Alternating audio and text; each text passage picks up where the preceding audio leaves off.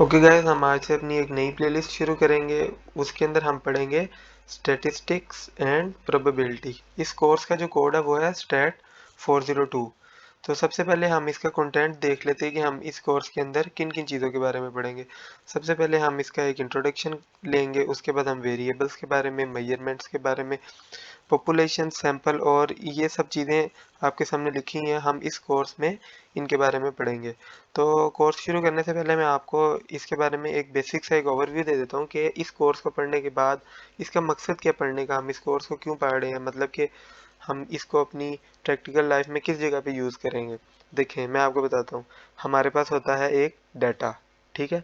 Data कहाँ से आता है? अभी आपको पता है कि जिस तरह से ये होती हैं ऑब्जर्वेशन वगैरह, मतलब कि कोई फॉर्म आते हैं, कुछ कंपनीज इस तरह के अपने फॉर्म वगैरह अपलोड करती हैं, उसके अंदर वो अपनी प्रोडक्ट के बारे में ओवरव्यू लेते हैं, मतलब एक रिव्यू लेते हैं यूज़र से। यूज़र उनकी प्रोडक्ट को यूज़ करता है, फिर उस प्रोडक्ट के बारे में एक अपना रिव्यू देता है। अब वो आता है उनके पास एक डाटा। अब उन्होंने उस डाटा के अंदर से इंफॉर्मेशन निकालनी होती है और फिर वो उस इंफॉर्मेशन को यूज़ करके जो भी उनकी प्रोडक्ट है उसको मज़ीद बेहतर करने की कोशिश करते हैं। मतलब कि उन्होंने फैसला करना होता है कि हमने हमारी ये वाली जो प्रोडक्ट है ये यूज़ हो रही है, लोगों को पसंद आ रही है, हमें इसको आगे सेल करना चाहिए, मतलब और बनानी चाहिए, इसकी प्रोडक्शन बढ़ानी चाहिए या कम करनी चाहिए, इसके अंदर क्या चेंजिंग करनी चाहिए। तो ये सब चीज़ों की जो इन्फॉर्मेशन है वो हमें मिलती है इस कोर्स को पढ़ने के बाद। हम वो इन्फॉर्मेशन को ड्रैग करने के काबिल हो जाते हैं, ठीक है।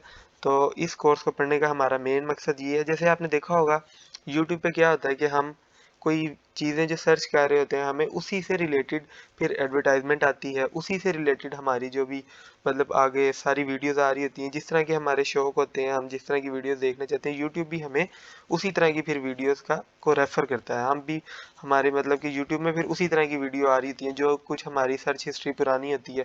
यूट्यूब क्या करता है, उसी इन्फॉर्मेशन को, उसी डाटा को यूज़ करके उसमें से इन्फॉर्मेशन निकालता है हर बंदे की कि भाई इसका क्या इंटरेस्ट है, ये क्या चीज़ें देखना पसंद करता है, कि इसको गाने सुनना पसंद है, ये पढ़ाई की तरफ है, मतलब कि ये किस तरह की वीडियो देखता है। तो फिर जो यूट्यूब है, यूट्यूब आपको उन्हीं चीज़ों के बारे में आगे भी मज़ीद वीडियोस दिखाता है। तो ये था इसका एक ओवरव्यू कि हम इस कोर्स को क्यों पढ़ रहे हैं। तो अभी से ना हम शुरू करेंगे। ये आपको है कि जो मतलब काम है ना, इसके ऊपर जो ग्राफ वगैरह बनते हैं वो इन सॉफ्टवेयर्स पे बनते हैं, मिनी टैब, IBM SPSS, और ये हम बाद में इंस्टॉल भी करेंगे। लेकिन अभी हम शुरू करते हैं अपना कोर्स यहाँ से। आज हम थोड़ा सा पढ़ेंगे, ज़्यादा नहीं पढ़ेंगे। तो थोड़ी सी चीज़ों के बारे में आज बात कर लेते हैं।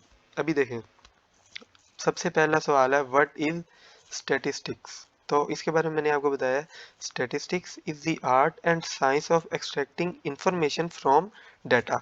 मतलब कि ये एक टेक्निक है डाटा से इंफॉर्मेशन को निकालने की। डाटा से इंफॉर्मेशन को निकालने की टेक्निक को हम कहते हैं स्टैटिस्टिक्स। देखें, अब यहाँ पे देखें हमारे पास डाटा में क्या आता है, raw facts and figures, specially numerical fact collected together for information. मतलब कि रॉ फैक्ट्स को हम कलेक्ट करते हैं उनके अंदर से इंफॉर्मेशन निकालने के लिए। अब देखें इंफॉर्मेशन क्या होती है, कम्युनिकेटेड कंसर्निंग सम पार्टिकुलर फैक्ट्स। ये क्या है, ये बताती है हमें कुछ खास चीज़ों के बारे में। मतलब कि इस डाटा के अंदर से हमने जो चीज़ें निकाली है ये हमें उन चीज़ों के बारे में बता रही है। अब देखिए यहाँ पे वही है अगला सवाल, why study statistics. Data are everywhere, हर तरफ डाटा है, आपको पता है।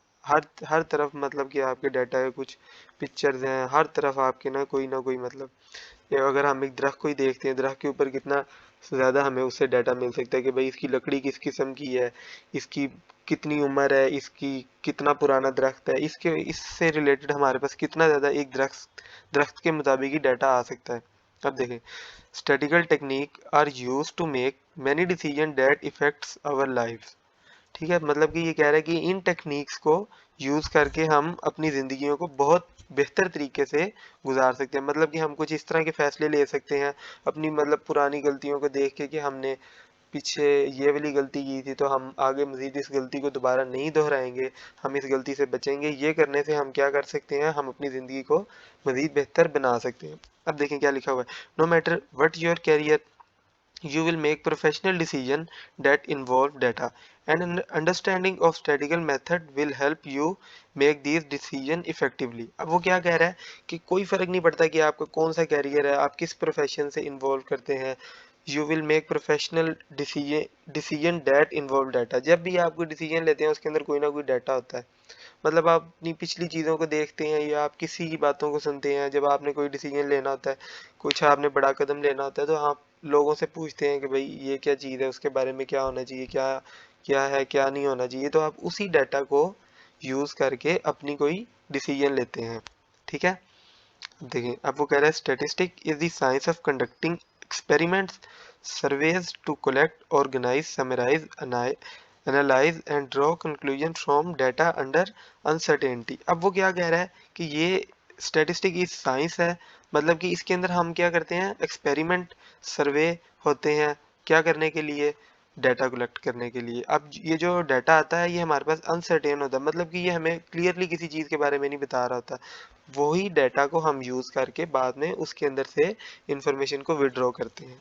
ठीक है, अब हमारा इससे अगला टॉपिक है uncertain variation and uncertainty. Variation का क्या मतलब है? वेरिएशन का मतलब होता है कि फ़र्क होना, फ़र्क। अनसर्टेनिटी का मतलब कि हमें बिल्कुल 100% यकीन नहीं है। अब देखें, statistic is the subject which deal with the variability, मतलब कि ये एक सब्जेक्ट है जो कि अदादोशुमार मतलब के फ़र्क होने के साथ डील करता है। स्टैटिस्टिक का मतलब होता है अदादोशुमार। ये एक सब्जेक्ट है जो कि डील करता है दो चीज़ों के दरमियान अगर कोई फ़र्क है तो उससे डील करता है। अब वो क्या कह रहा है, no two objects in a universe are exactly same. दुनिया में कोई भी दो चीज़ें ऐसी नहीं है जो कि बिल्कुल एक जैसी हैं। अगर हम बात करें किसी अपने मोबाइल की, सैमसंग के दो मोबाइल सेम मॉडल के, सेम कंपनी के अगर हम बात करें तो वो भी 100% एक जैसे नहीं होंगे। दोनों में कहीं ना कहीं 1% भी कुछ ना कुछ मतलब दोनों में फ़र्क होगा। तो if there there would have been no statical problem. अगर मतलब वो कह रहा है कि अगर वो दोनों चीज़ें एक ही जैसी होती, दो चीज़ें अगर दुनिया में एक ही जैसी होती, सब चीज़ें मतलब एक जैसी होती, कोई उनके अंदर फ़र्क ना होता, तो हमें फिर इस तरह के डाटा की ज़रूरत ही ना पड़ती। ठीक है, तो इसके बाद अब हम बात करेंगे अनसर्टेनिटी के बारे में। तो अनसर्टेनिटी क्या कहता है, it also deal with uncertainty as every process of getting observation whether control और अनकंट्रोल्ड इन्वॉल्व डेफिशिएंसीज और चांस वेरिएशन। मतलब कि ये कह रहा है कि हम जो भी ऑब्जर्वेशन लेते हैं चाहे वो कंट्रोल्ड हो या अनकंट्रोल्ड हो, उसके अंदर कोई ना कोई डेफिशिएंसी ज़रूर होती है। मतलब कि दोनों में कोई ना कोई फ़र्क लाजमी होता है। इसीलिए हम बात करते हैं in terms of probability, since the interference which are made about the population on the basis of sample evidence cannot be absolutely uncertain। अभी ये जो population है और sample है इसके बारे में हम आगे पढ़ेंगे, फिर आपको अच्छे तरीके से समझ आ जाएगी। मतलब कि यहाँ पे कहने का मतलब ये है कि जब भी हम कोई डाटा लेते हैं वो बिल्कुल 100% एक्यूरेट नहीं होता, इसीलिए हम बात करते हैं इन टर्म्स ऑफ प्रोबेबिलिटी, मतलब कि इम्कान है। इसीलिए हम इम्कान के तौर पे बात करते हैं कि मतलब हो सकता है ऐसा, 100% हम श्योर नहीं होते। बाकी ये पॉपुलेशन और सैंपल इसके बारे में हम आगे पढ़ेंगे तो फिर आपको समझ आएगी। ये देखें, इससे अगली आ गई है हमारे पास स्लाइड, पॉपुलेशन। अब देखें पॉपुलेशन क्या होती है। पॉपुलेशन होती है, ए population is a group of all object elements items under investigation.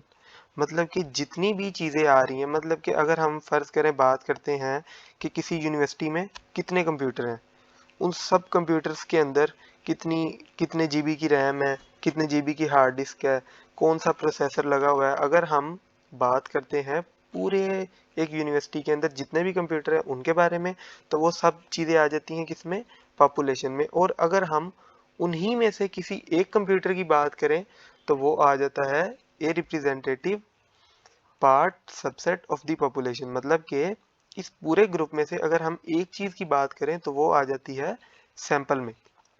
ठीक है, तो इससे अब हम ऊपर वाली बात देखते हैं क्या लिखा हुआ था। That is why we have to talk in term of probability since the interference which are made about the population। मतलब कि जो इंफॉर्मेशन हमने पॉपुलेशन के बारे में इकट्ठी की है, किससे, किसी एक सैंपल से, वो बिल्कुल भी 100% एक्यूरेट नहीं हो सकती। ठीक है, होप सो अब आपको इस लाइन की अच्छे तरीके से समझ आ गई होगी।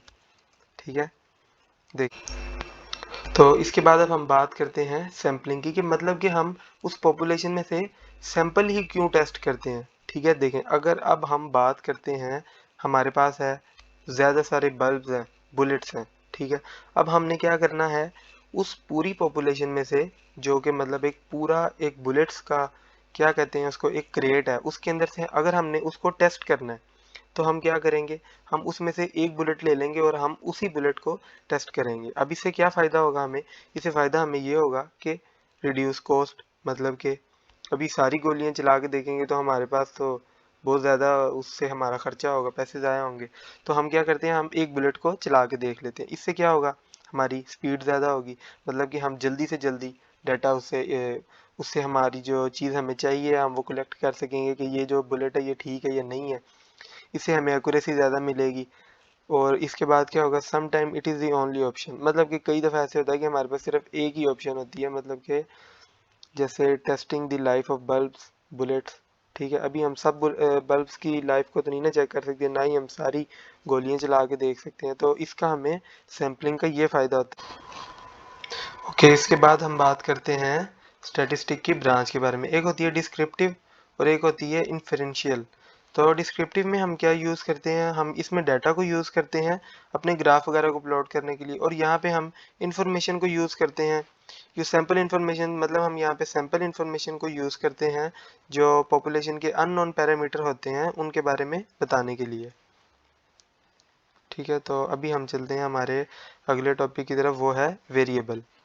वेरिएबल क्या होता है, वेरिएबल का मतलब होता है कि जिसकी वैल्यू चेंज हो, object to object, place to place, time to time, मतलब जैसे कि मार्क्स हो सकते हैं, एज, हाइट, इस तरह की जो चीज़ें होती हैं उनको हम कहते हैं वेरिएबल, मतलब कि जिनकी वैल्यू चेंज होती है हर शख्स से शख्स पे, जगह से जगह पे, इस तरह की हम चीज़ों को कहते हैं वेरिएबल। अभी हमारे पास वेरिएबल होते हैं दो तरह के, एक होता है हमारे पास क्वालिटेटिव, दूसरा होता है हमारे पास क्वांटिटेटिव। अब जो होता है ना क्वालिटेटिव, उसके अंदर हमारे पास न्यूमेरिकल वैल्यू बिल्कुल भी नहीं होती, और जो हमारे पास होता है क्वांटिटेटिव, उसके अंदर हमारे पास न्यूमेरिकल वैल्यू होती है। पहले हम बात करते हैं क्वालिटेटिव की। ये होती हैं characteristic which varies in quality not numerically, मतलब कि उनकी क्वालिटी चेंज होती है। अभी देखें, आई colour, education level, behaviour, quality, design, performance. अगर अभी हम आई कलर की बात करें तो इसमें कोई न्यूमेरिकल वैल्यू नहीं आती, अगर किसी की ब्राउन है, किसी की ब्लैक है। एजुकेशन लेवल, किसी ने मैट्रिक की है, किसी ने एफएससी की है, किसी का बिहेवियर रूड है, किसी का नाइस है, तो ये चीज़ें आती हैं हमारी किसमें, क्वालिटेटिव वेरिएबल्स में। उसके बाद हम बात करते हैं क्वांटिटेटिव वेरिएबल में, ये होती है हमारा न्यूमेरिकल डाटा। सबसे पहले हम बात करते हैं डिस्क्रीट के बारे में।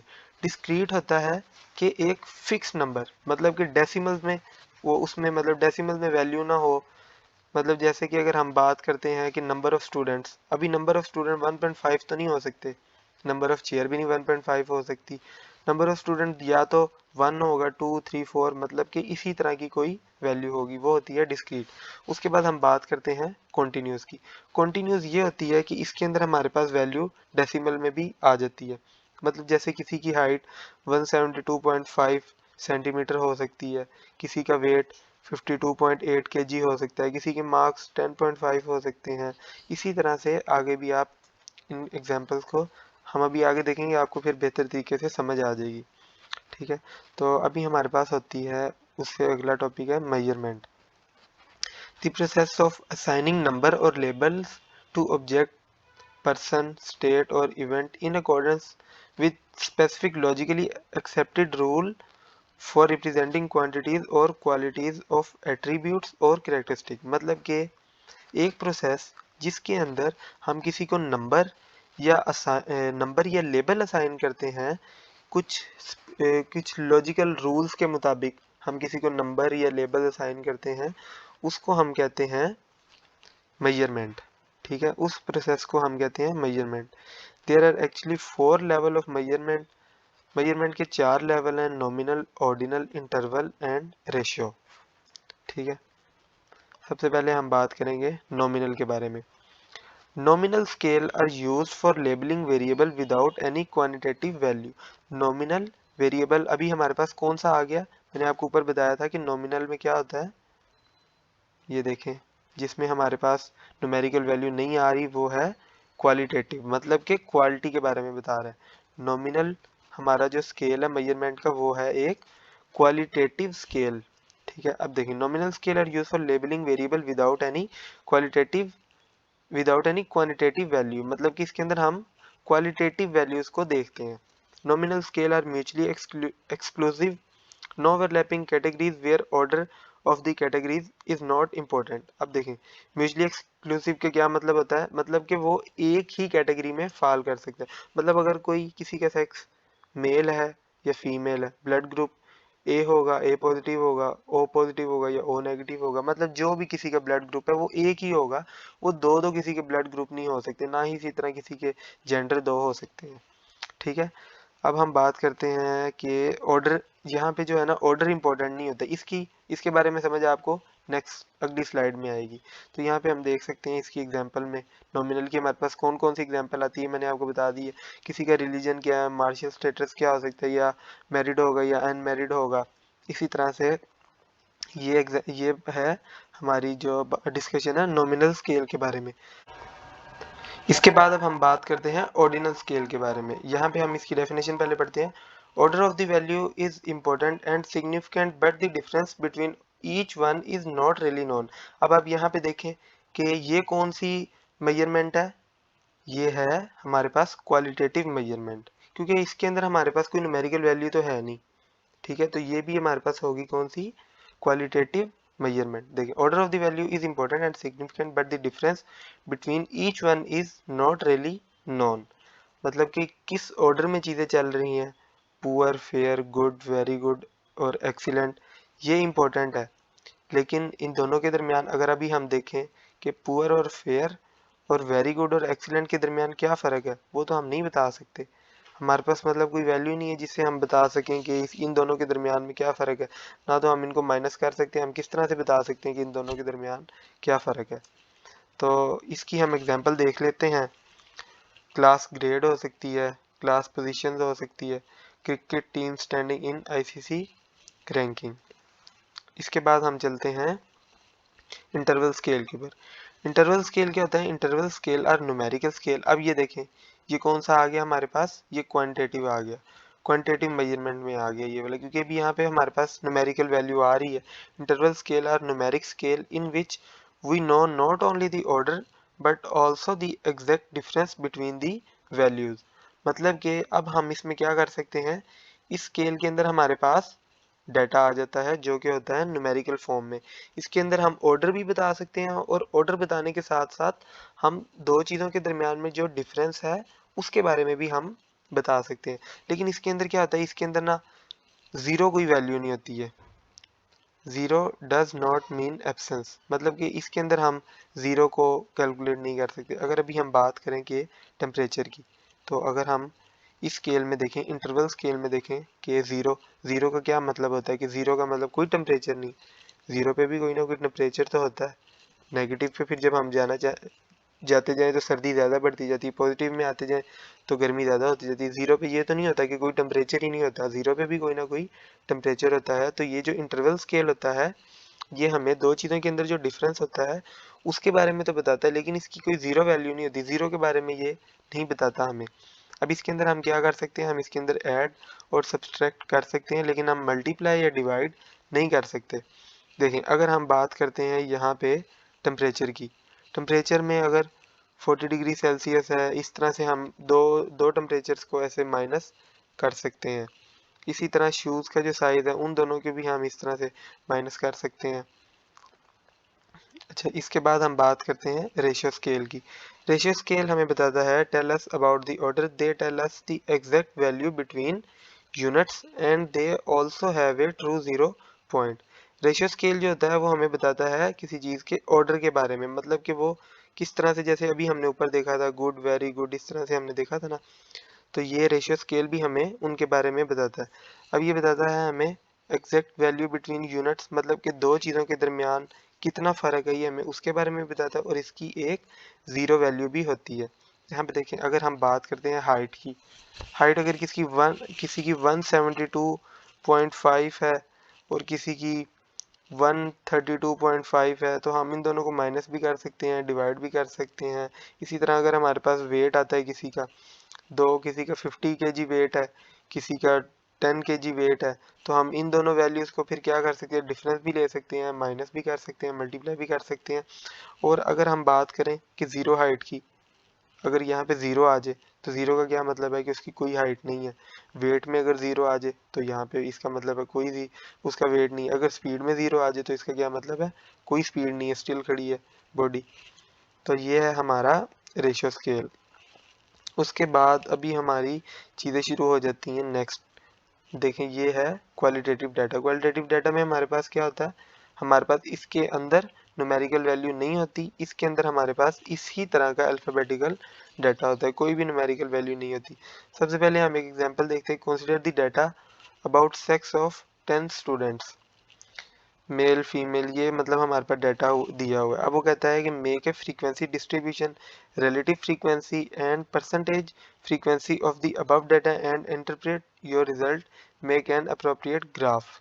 ठीक है, अभी ये हमें उसने अगली एग्जांपल दी है कि suppose we have also collected data of section of 10 student age, मतलब कि उनका पहले बताया जेंडर कौन सा है, फिर उसके बाद बात की ये सेक्शन कौन सा है। अब वो कह रहा है construct the cross tabulation of the above data and interpret your result, also make an appropriate graph. ठीक है, तो अब हम चलते हैं इसके सोल्यूशन की तरफ। यहाँ पे देखिए हमारे पास कितने मेल हैं, हमारे पास 1 2 3 4 5 6 7, हमारे पास 7 मेल हैं और 3 फीमेल है। सबसे पहले हमने क्या बनाया, इनका ग्राफ बनाया। सबसे पहले हमने ऊपर जेंडर लिखा, उसके बाद हमने फ्रीक्वेंसी लिखी। रिलेटिव फ्रीक्वेंसी किस तरह निकालते हैं वो भी मैं आपको बताता हूँ। उसके बाद परसेंटेज फ्रीक्वेंसी किस तरह निकालते हैं वो भी अभी हम देखेंगे। मेल हमारे पास कितने थे, 7, फीमेल कितने हैं, 3, टोटल कितने हो गए, 10। अब रिलेटिव फ्रीक्वेंसी किस तरह निकालनी है, ये वाला जो नंबर है 7, इसको हमने डिवाइड कर देना है टोटल पे। 7 डिवाइडेड बाय 10 क्या आता है, 0.7। इसी तरह हम 3 को डिवाइड करें अगर 10 पे, 3 डिवाइडेड बाय 10 तो हमारे पास क्या आएगा, 0.3। अब रिलेटिव फ्रीक्वेंसी हम इन दोनों को ऐड कर लेंगे तो हमारे पास रिलेटिव फ्रीक्वेंसी आ जाएगी 1.0। अब परसेंटेज फ्रीक्वेंसी किस तरह से निकालनी है, हमारी ये वाली जो वैल्यू है इसको अगर हम मल्टीप्लाई कर दें, इसको हम अगर मल्टीप्लाई करेंगे 100 पे, एक दफ़ा इसको करके देखते हैं कैलकुलेटर, 0.7 मल्टीप्लाई बाय 100, तो ये देखें हमारे पास आ गया 70। ठीक है, तो परसेंटेज फ्रीक्वेंसी किस तरह से निकलती है, रिलेटिव फ्रीक्वेंसी को 100 पे मल्टीप्लाई करने से। देखिए मैंने आपको करके दिया, अगर हम दोनों को मल्टीप्लाई कर देंगे तो हमारे पास रिलेटिव फ्रीक्वेंसी आ जाएगी 0.7 मल्टीप्लाई बाय 100। उसके बाद अभी हम देखते हैं हमारी नेक्स्ट चीज़, वो है हमारा डाटा है जेंडर के बारे में। उसके बाद है सेक्शन, मतलब कि हमारे पास इतने मेल है, 1 2 3 4 5 6 7 मेल है हमारे पास।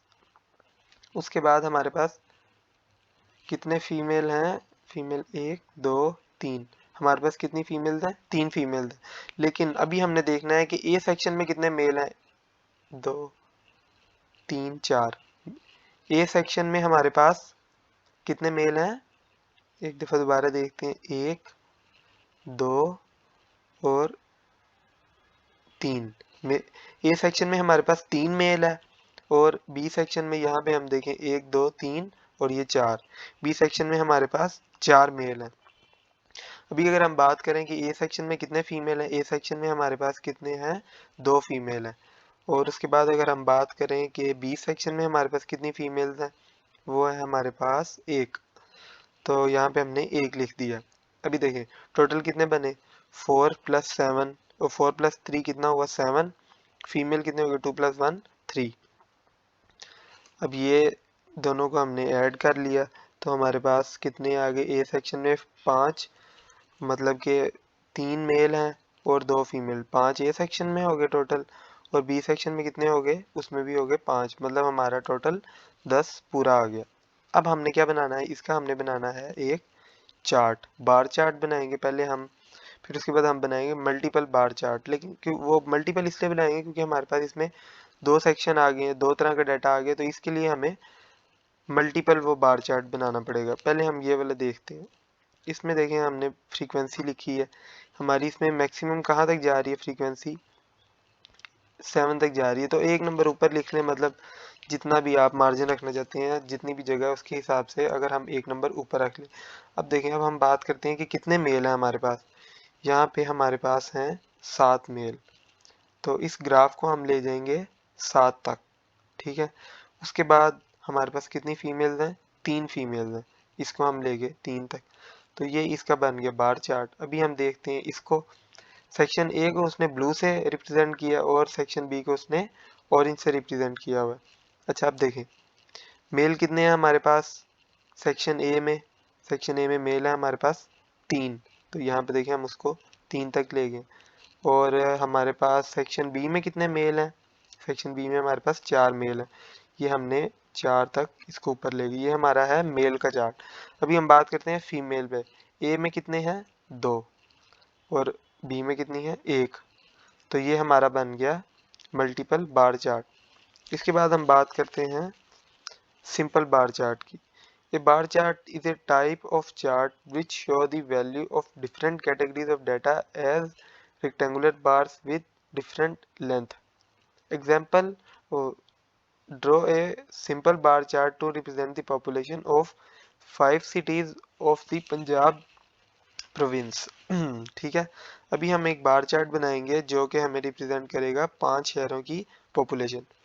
लाहौर की कितनी 10,355, रावलपिंडी की 4,765। ये मतलब 5 शहरों की हमारे पास पॉपुलेशन आई है। हमारे पास मैक्सिमम कहाँ तक डाटा जा रहा है 10,355 तक। तो हमने उसको वैसे ही मतलब कि थोड़ा सा मैक्सिमम करने के लिए 12,000 तक की उसकी फ्रीक्वेंसी कर ली, ठीक है। अब हमने बनाया सबसे पहले लाहौर के लिए ग्राफ, तो उसकी ग्राफ को हम 10 से थोड़ा सा ऊपर ले गए और ये बन गया। उसके बाद नीचे रावलपिंडी का बन गया, फिर फैसलाबाद का बन गया, सरगोदा और मुल्तान का भी बन गया। इस तरह से हमने बना लिया हमारा सिंपल बार चार्ट। अभी क्या है बात, हम कह रहे हैं मल्टीपल बार चार्ट की। वैसे ये दोनों चार्ट हमने ऊपर पहले भी बनाए हैं, वो आपने देखे हैं किस तरह से बनाए हैं, ठीक है। अब हम देखते हैं कि हमारे पास एक शहर है लाहौर, रावलपिंडी, फैसलाबाद और सरगोदा। कितनी पॉपुलेशन है, पॉपुलेशन लिखी है। उसके बाद उसने लिखा हुआ है कि मेल इतने हैं, फीमेल इतने हैं। अब देखें, अब उसने बनाया है एक चार्ट जिसके अंदर सबसे पहले उसने मेल के बारे में बताया है कि मेल कितने हैं 5,385, और उसके बाद उसने बताया फीमेल कितने हैं 4,970। ये हो गया हमारा मल्टीपल बार चार्ट। इसी तरह उसने बाकी सारे शहरों के लिए भी हमें बार चार्ट को बना के दिखा दिया, ठीक है। अभी हम बात करते हैं कंपोनेंट बार चार्ट की। अब ये कंपोनेंट बार चार्ट क्या चीज़ है ये देखते हैं। इसमें उसने क्या किया, इसमें उसने कुछ भी नहीं किया। इसमें उसने ये किया है कि इन दोनों को क्या किया, उसने ऐड किया और एक ही ग्राफ में उसको ऊपर ले गया। देखिए यहाँ पे क्या हो गया, कंपोनेंट का क्या मतलब, कंपोनेंट का यही मतलब होता है ना कि उसके पार्ट कर दिए, 2 पार्ट कर दिए।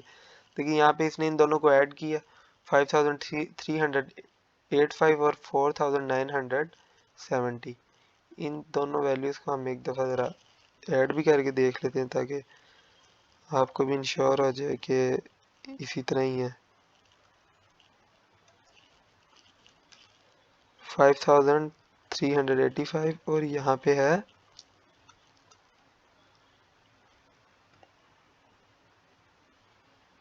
1 मिनट, इसको 5,003 कहाँ पे था वो, हमारी स्लाइड यहाँ पे थी। 5,385, 4,970,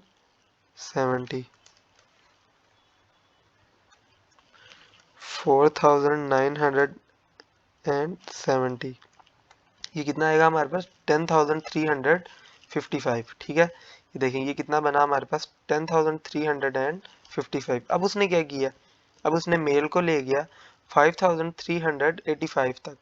ये देखें यहाँ से ये ऊपर गया, कहाँ तक आ रहा है 5,385, 4,000, मतलब कि वो उसके करीब करीब ले आया। वहाँ से फिर उसने ऊपर कितना किया, 5 के अंदर अगर हम 4,970 और ऐड करें तो ये कहाँ तक जाना चाहिए 10,355 तक, मतलब कि 10,000 से थोड़ा सा ऊपर तक उसको हमने एक्सटेंड कर दिया।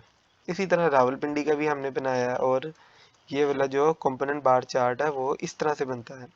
अब देखिए डिस्क्रीट डाटा के बारे में हम पढ़ते हैं। डिस्क्रीट डाटा और frequency distribution. Following data represent the number of infected plant from a sample of 20 experimental plots. Your task is to represent it in tabular form. अब देखिए हमने यहाँ पे ना चीज़ों को देखना गौर से। डिस्क्रीट डाटा क्या होता है, इसके अंदर हमारे पास होती है एक फिक्स्ड वैल्यू। फिक्स्ड वैल्यू होती है इसके अंदर हमारे पास, मतलब कि दरमियान में पॉइंट डेसिमल वाली वैल्यू इसके अंदर हमारे पास नहीं होती है। अब देखें क्या होगा कि ये क्या रिप्रेजेंट कर रहा है, इन्फेक्टेड प्लांट्स। ठीक है, इन्फेक्टेड प्लांट्स मतलब कि अभी प्लांट एक होगा, दो होंगे, तीन होंगे, चार होंगे, तो ये हमारे पास क्या होगा, डिस्क्रीट डाटा होगा। डिस्क्रीट डाटा के लिए जब हमने बनाना है फ्रीक्वेंसी डिस्ट्रीब्यूशन टेबल, तो हम क्या करेंगे, सबसे पहले हम लिखेंगे नंबर ऑफ इन्फेक्टेड आइटम्स। देखें अभी यहाँ पे नंबर ऑफ इन्फेक्टेड आइटम में हमने क्या किया, हमारे पास कौन कौन से नंबर आ रहे हैं, इसमें 0 है, 1 है, 2, 3, 4, इसके बाद हमारे पास और कोई भी नंबर नहीं है। ठीक है, यहाँ पे सबसे पहले हमने लिख लिया 0, 1, 2, 3, 4। उसके बाद हमने यहाँ पे देखना है कि 0 कितनी दफ़ा है, 0 कितनी दफ़ा है, 1, 2, 3, 4, 5 दफ़ा है, 0 5 दफ़ा है। फिर 1 देख लेंगे, फिर हम 2 देख लेंगे, फिर 3 देख लेंगे, उसके बाद 4 देख लेंगे। अब यहाँ पे देखेंगे टैली मार्क किस तरह लगाना है। अगर तो वो 5 है तो आपने 1, 2, 3, 4, 4 लिखने के बाद हमने उसको क्रॉस कर देना है। उसके बाद हमने अगर 6 है हमारे पास, तो फिर उसके बाद हमने एक नेक्स्ट लाइन लगानी है। ये होता है टैली मार्क करने का तरीका। ये फ्रीक्वेंसी तो आपको आगे से पता है, जितने वो लग रहे हैं टैली मार्क उतने आपने उसके आगे नंबर लिख देना। अब रिलेटिव फ्रीक्वेंसी किस तरह थी, रिलेटिव फ्रीक्वेंसी निकालने का तरीका ये है कि जोन सी आपकी फ्रीक्वेंसी है उसको आपने डिवाइड कर देना है टोटल फ्रीक्वेंसी पे। अब यहाँ पे हमारे पास 0 की कितनी फ्रीक्वेंसी थी, 5। 5 को हमने टोटल फ्रीक्वेंसी पे डिवाइड किया, मतलब 20 पे डिवाइड किया, तो हमारे पास क्या आ गया, 0.25। इसी तरह हम इस सब को ऐड करेंगे और हमारे पास आंसर आ जाएगा 1। अभी हम इसको रिप्रेजेंट करेंगे अपने डिस्क्रीट डाटा को ग्राफिकल फॉर्म में। देखिए अभी यहाँ पे हमने बार चार्ट बनाया 0, 1, 2, 3, 4, 5, 6, 7। उसके बाद हम देखेंगे हमारी पहली वैल्यू 0, 1, 2, 3, 4। 0 कितना था, 5 तक था, ये ग्राफ चला गया 5 तक। 1 था, 6, 4, 4 और ये 1। इस तरह से हम अपना डिस्क्रीट डाटा को ग्राफ की फॉर्म में रिप्रेजेंट करेंगे। तो गाइस इस वीडियो में हम आज इतना ही पढ़ेंगे। बाकी पाई चार्ट और इससे आगे की जो चीज़ें हैं वो हम अगली वीडियो में देखेंगे। तो अगर आपको ये वीडियो अच्छी लगी है तो आप इस चैनल को सब्सक्राइब करें और इस प्लेलिस्ट को आप एक्सेस करके सेव कर लें, ताकि आपको आने वाली जो इससे रिलेटेड वीडियो है वो मिल सकें। तो थैंक यू गाइस, अल्लाह हाफिज़।